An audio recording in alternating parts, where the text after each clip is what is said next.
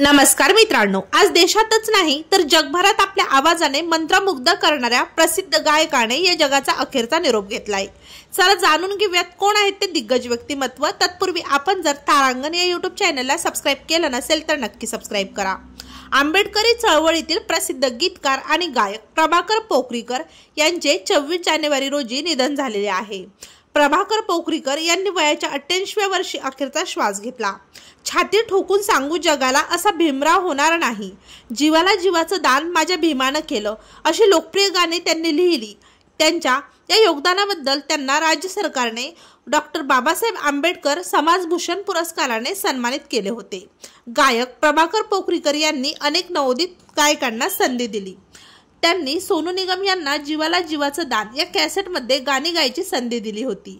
या कॅसेटमधील 9 गाणी गायक सोनू निगम यांनी गायली होती। आपल्या सुमधुर आवाजाने अनेक गाणी लोकप्रिय करणाऱ्या दिग्गज व्यक्तिमत्व प्रभाकर पोखरीकर यांना आपल्या तारांगण या YouTube चॅनलतर्फे भावपूर्ण श्रद्धांजली।